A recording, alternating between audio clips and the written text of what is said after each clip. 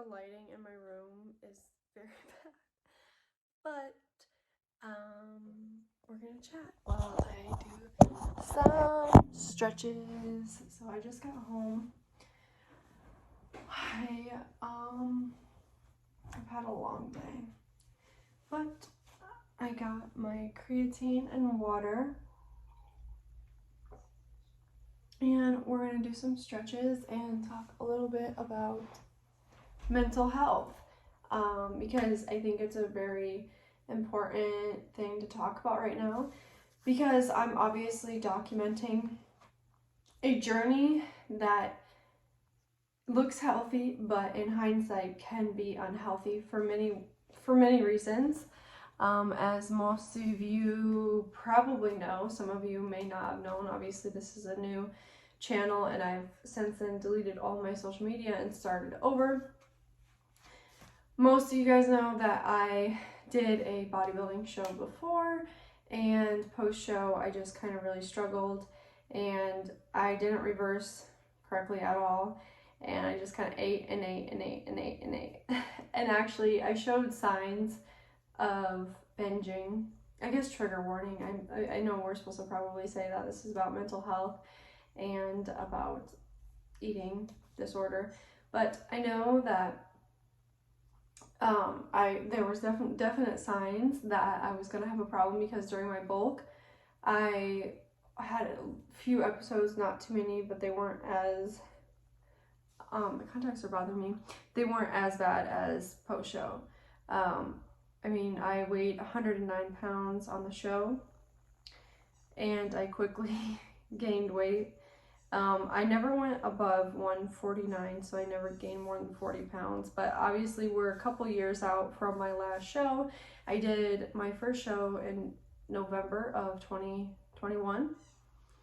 And then during the reverse, I obviously struggled with eating, and then I injured myself around my birthday in February of that following year, and I was kind of out of commission with everything until about June, and then I decided to do a 10K with my friend, so I did that, and I just focused on that. I didn't weight train really at all. I started weight training again this last December, so December 2022, and I've been consistent in the gym. So I never joined a gym until this year. I always worked out at home, so I joined a gym in January of 2023, and I've been consistent since then. And the goal is to get on stage in October of this year. So we are doing a longer prep right now. We're cutting. I'm training myself. I did have a coach my first show, and I personally felt like right now I just don't need that. I think a lot of people, especially coaches, try to push it on people to try to get a coach because you don't know what you're doing. If you know baseline of what you're doing, I don't think as an amateur you really need to spend that much money, unless you want to go pro like your first or second season. There's no need. I personally don't think that. I feel like they push that on a lot of people, like, oh no, you need to, like, if you don't know anything, for sure get a coach.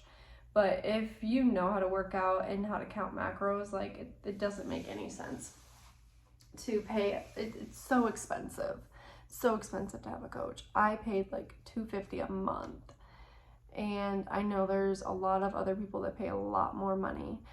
So with that being said, I kind of want to give backstory, but I need to start stretching too. So what I'm doing is I have these chirp wheels, and you kind of just roll your back, and then I kind of try to stretch my back out, because in posing you want to be able to arch your back when you're in like your back pose. And I don't have a whole lot of flexibility, so you want to be able to do that.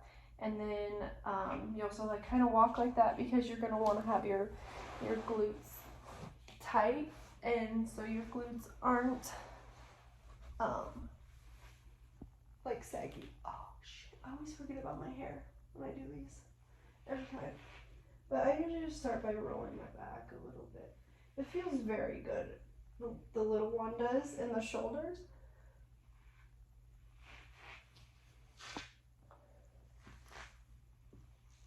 I can hear so many cracks. If you guys don't know this, you need it, seriously. Feels so good.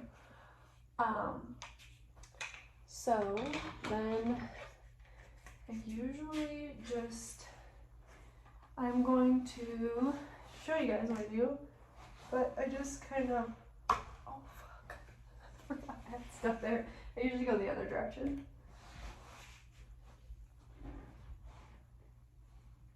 But I usually just lay like this to help my back. But I lay there for about a minute, so I will be back after I do that for a minute because it's no use of doing this for a whole minute. I guess the point of mental health and bodybuilding is that it is a very, very strict sport as far as like how much food you're eating and what kind of food you're eating and everything like that. Like you literally count sauces, you count drinks, you count everything to an ounce or a gram. And so when you're doing that, you have to be able to be in a very good mindset.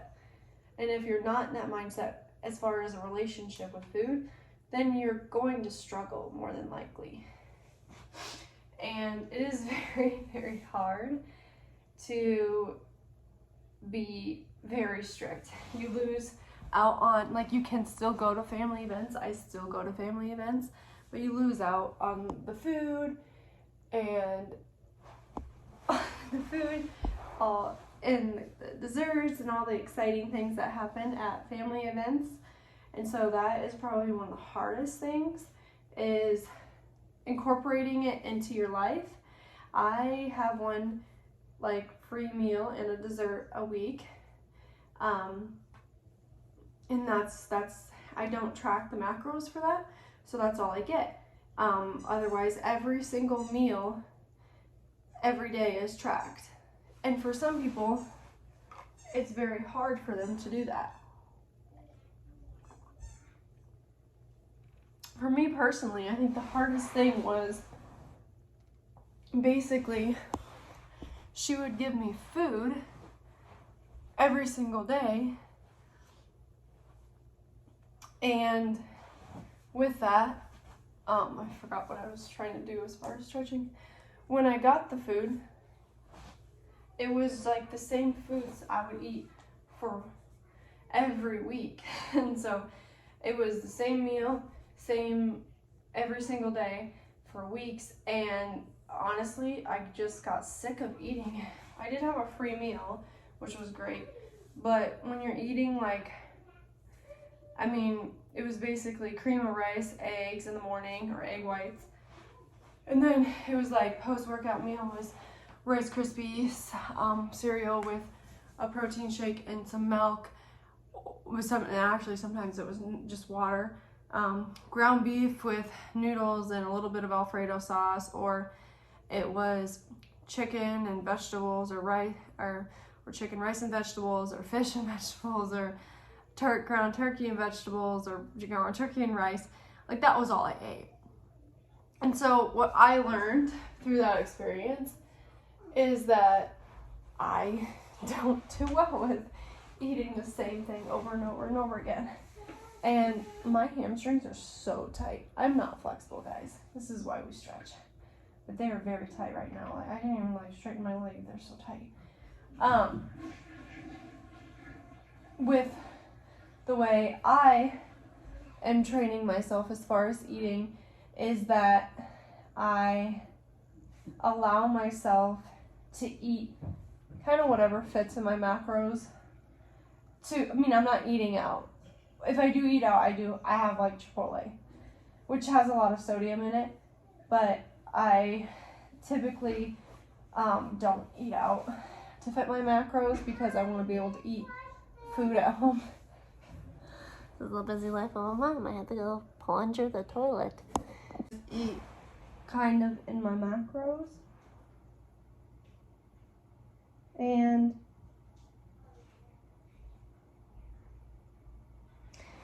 I don't restrict myself too much.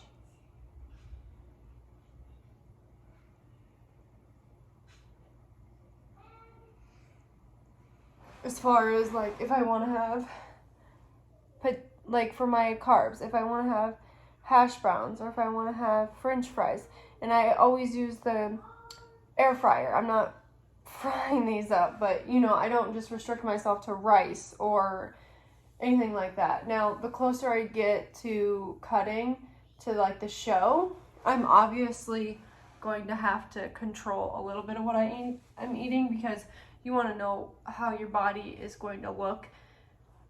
So you kind of do end up eating the same foods. But during a bulk or during a cut, especially if the cut is a long one, it's not necessary. I mean,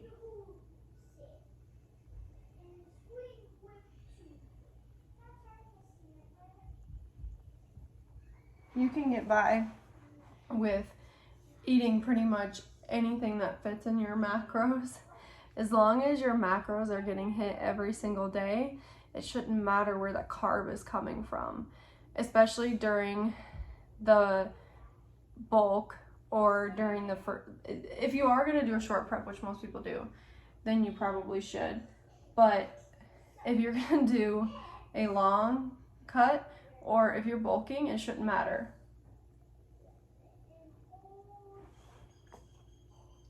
Oh shit, this all settled. God, run with this.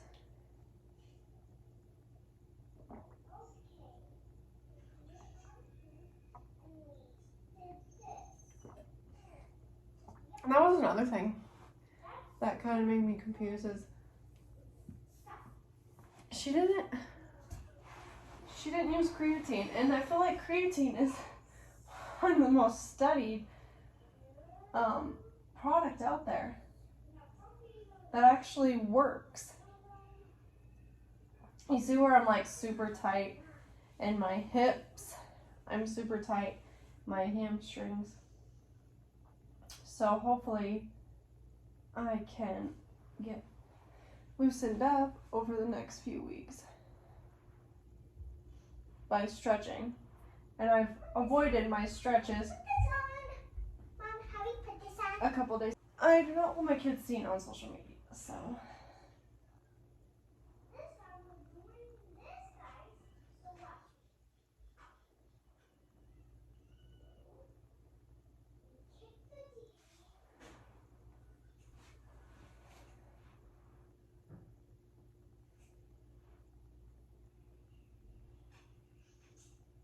But yeah, creatine is one of the most highly studied drug out there that's actually effective. And she didn't ever want me to use that, which was kind of confusing to me. Because I thought it was a good supplement to use.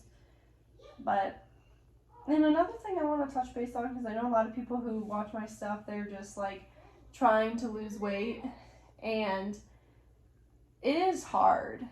It's easy, but it's hard. The hard part is, like, bodybuilding, you have to watch what you eat. And people are always like, well, you know, like, my ancestors, I know, but ouch, you're on my hair.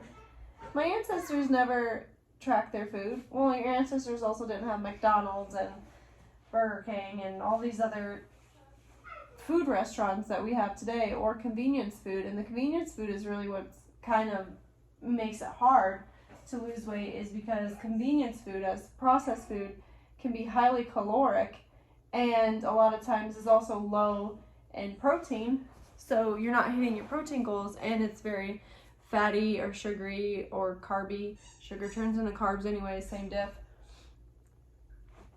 So that is a major issue I see in a lot of people, is that they eat out all the time and they don't realize that the eating out is literally killing their gains. Either that or they drink a lot. which is also making it almost impossible to lose weight. I mean, if you have fitness goals and you want your fitness goals, you kind of have to make some sacrifices. I'm not saying that you have to be a bodybuilder and count your macros forever and be very, very strict all the time. Like you could have, but overall, your diet needs to include a very well-rounded diet. So you need to have lean meats, you need to have more protein, you need to have some vegetables and some fruit. You need to have less processed food. You need to eat out less. You need to drink more water. You need to prioritize your sleep. You need to prioritize your exercise. When you want to lose weight, when you want to get in shape, everything that I just stated is super important. And you have to stay consistent. And if you are not staying consistent, you will not see results, or you may see results, but it'll take a longer time.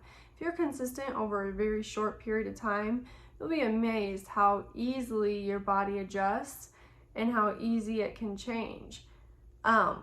It is hard because yes, you're not gonna be able to eat out all the time. You're not just gonna be able to pick up a piece of cake every day. You do have to watch what you eat. Unfortunately, that's just how it is. And you know what? Back in the day, they didn't have all these convenience foods, so it wasn't really like in their thought process. They just ate natural foods like fruits, vegetables, meat. That's what they ate. Potatoes. They didn't go out and eat a bag of Doritos or a box of Twinkies. Like they didn't. I mean, obviously it's been around for a long time. But even then, like back then, it was more of when I was a kid, we didn't really get a whole lot of those. It was more of a treat. We didn't eat out a whole lot. And so when you are eating out all the time, the sodium, the sugar, the carbs, the fat, it's so extensive in all of these foods. Like you would be so amazed. When I eat out, I usually try to hit restaurants that they have a nutritional guide. If they don't, like I went to a sushi restaurant my last girls' night out. I tracked it. There was nothing I could really see as far as nutritional wise, because I do track my non-track days. And this next time we're going to an Indian restaurant, which is also not going to have a nutritional guide, but it is my free meal, so I don't really have to track it. But like if I were to go to Chipotle, like I go to Chipotle because it's easily tracked. And I can track everything in there, even my sodium if I wanted. I don't track my sodium, by the way. I'm going to do a few more, I guess,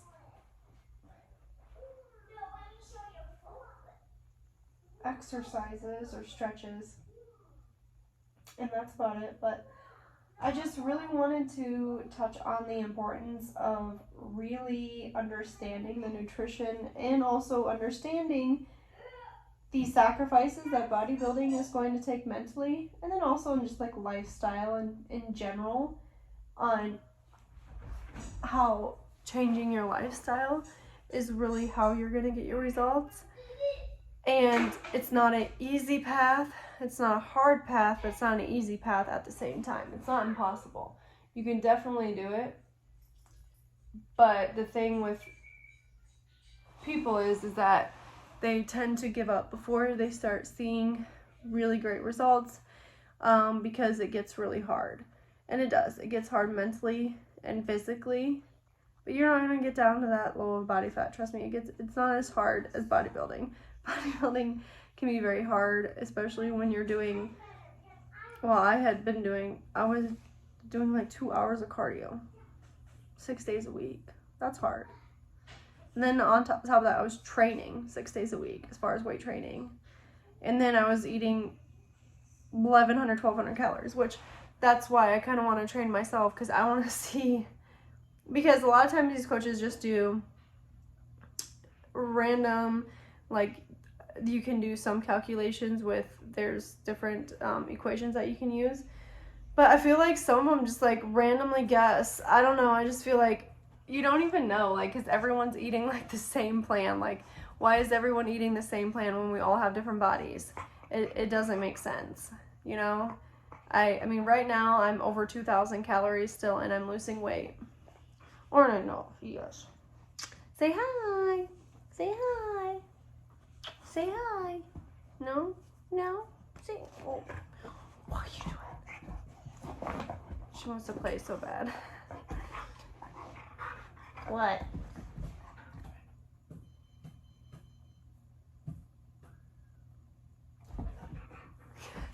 Alright, well, I'm gonna hop off here, and I will see YouTube next week. I'll get my fingers in the way because I don't have really great recording stuff because I'm not professional, I'm an amateur. So I do a few more stretches, but this is getting kind of drawn out, so I figured I'd just stop for now, and I will see you guys next week. Oh yeah, you're supposed to like and subscribe, right? That's how it's supposed to go.